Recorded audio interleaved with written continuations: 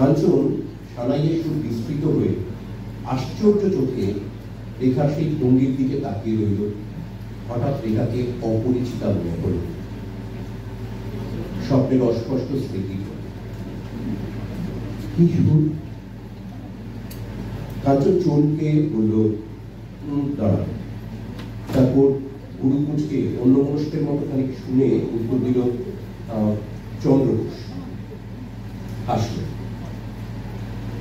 আকাশ ভেঙে বৃষ্টি আসলে কি হয়, আর শুক্রপক্ষ তো বটে। রেখা চোখ নামিয়ে নিয়েছে।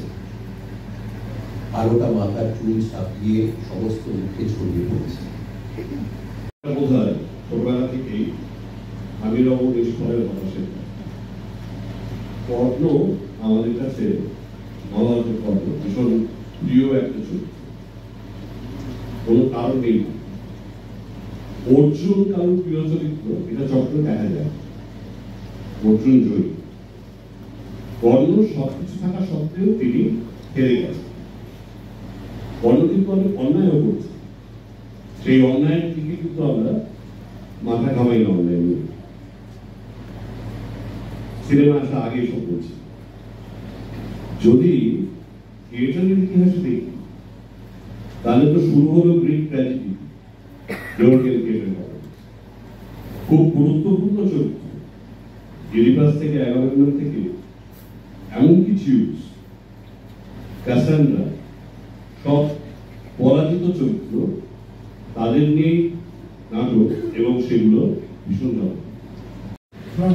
আমার তো মনে হয় ঘটেছিল মমতার সাথে একমত, এবং সেটা ঘটেছিল সেটা আমরা ছবি নিরিখে যদি দেখি, ছবির থিম বিষয় বা সমীকরণের নিরিখে যদি দেখি, সেটা আরো অনেকটাই স্পষ্ট হয়। 90 দশকে দু ধরনের ছবি মূলত হয়েছে।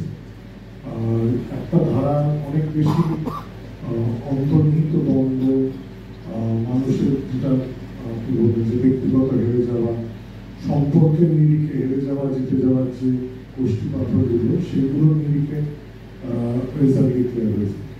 আবার অন্যদিকে আমরা যদি স্বপন সাহা কিংবা অঞ্জন চৌধুরী ইনাদের ছবিগুলো দেখি, সেখানে কিন্তু আরেকটু বৃহত্তর একটা জায়গা আছে। সেখানে কিন্তু দাদা চিরঞ্জিত, তারপরে গোপাদার ছোট ভাই বা লোকেশ ঘোষের ছোট ভাই, এবং বড় দাদা উনি নিজে হয়তো পড়াশোনা না করে ভাইদের পড়াশোনা করেছেন। সো এই যে স্ট্রাগলগুলো, এগুলো অনেক বেশি সামাজিক হেরে যাওয়া বা সামাজিক তথাকথিত হেরোদের গল্প, যেটাও কিন্তু ব্যবসা সফল। কিন্তু সেখানে একটাই ক্যাভিয়ার, যে শেষে কোনো না কোনো, মমতা বলছিলেন, কোনো না কোনো সিম্বল বা কোনো না কোনো প্যারামিটারে তাকে তুলে ধরতে হয়েছে।